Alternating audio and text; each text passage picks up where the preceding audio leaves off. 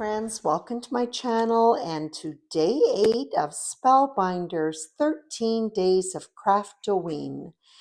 And let's get right into it and see what is in this folder.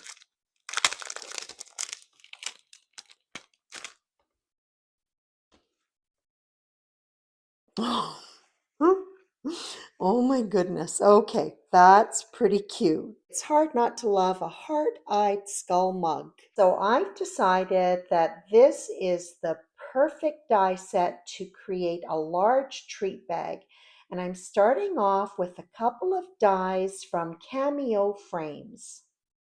The frame die was used to cut gold metallic cardstock. I want it to be distressed, so I've taken black pigment ink and I'm just rubbing it over the filigree edge of the frame. The plain oval die from this set was used to cut black cardstock. This will fit perfectly onto the frame. I'm going to go ahead now and stamp a spooky sentiment. This sentiment is from the sentiment set that was included in the Craftoween kit. It is so cute. Cheers to spooky sips. I'll first add some anti-static powder and then ink up the stamp with Versamark. I'll use a pressure tool so that I get a good crisp impression.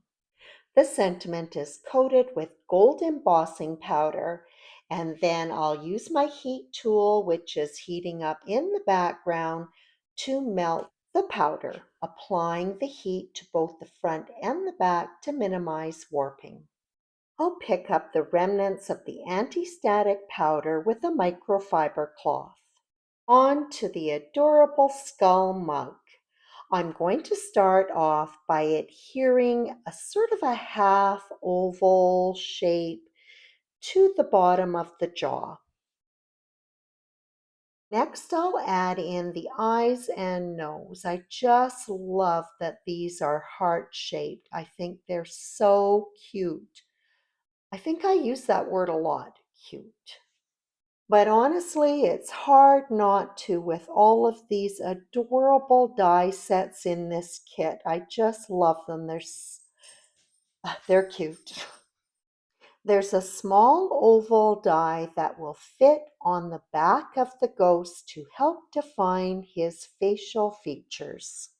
This set also includes a straw, or perhaps it's a swizzle stick. Anyways, the straw was cut from black cardstock, but the stripe detail was cut from terracotta.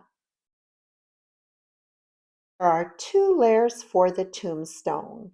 The upper layer is cut from anchor and will be positioned on a black die cut to help that cute epitaph stand out. Instead of RIP, it's SIP. Back to the skull mug to add in the ghoulish drink. Now to assemble all of the decorations, I'll first tuck in the tombstone, followed by the bat swizzle stick, and the ghost, followed by the straw. And the drink is finished up by popping up the marshmallows with a foam strip.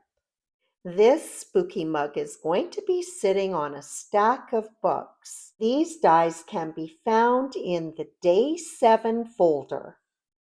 This first book is cut from Tuscan cardstock, and of course I can't resist having gold edge pages. Before I add this detail onto the terracotta book, I'm first going to slip in the bookmarker. The pages are scored so it is easy to slip it into position. This book has a spine detail which also has been cut from matte gold cardstock. And now to stack the books. The terracotta book will be positioned so that the two edges, the side and the bottom of the book, fit right up against the etch lines on the Tuscan book. Next, the bottom of the skull will have adhesive placed on it so that it can be positioned on top of the books. So I'll be straight up with you. I did not choose the correct ink to distress the gold metallic frame. I used pigment ink, not the right choice. Some of the ink, well, honestly, most of the ink is not sticking, but I'm just going to go ahead and adhere that black oval layer onto the frame. I think I probably could have done something like sprayed it with hairspray, which I don't have, to set the ink, but I kind of discovered something else that's working for me. I decided to wipe the filigree with paper towel. So the ink, of course, is coming off, but it is staying in the sides of all of that decoration. But the other thing that is coming off is some of the gold finish. So it really ends up having quite a cool look.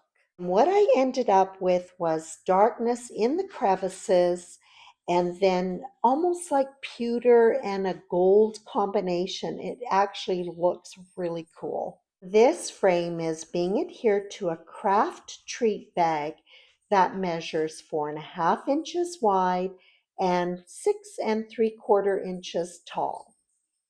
There will be lots of room for goodies in this bag, and it is going to my special trick or treater. The cute skull sitting on the books is going to be popped up with black foam squares. I'm also going to add small foam squares to the banner sentiment that was included in the Day 7 die set. The gold sentiment will sit on the bottom of the filigree frame, and then all I need to do is pop on my fun arrangement. And just for an added touch, I tied on some tulle on one side of the handles. That wraps up day 8 from Spellbinders 13 Days of Craftoween.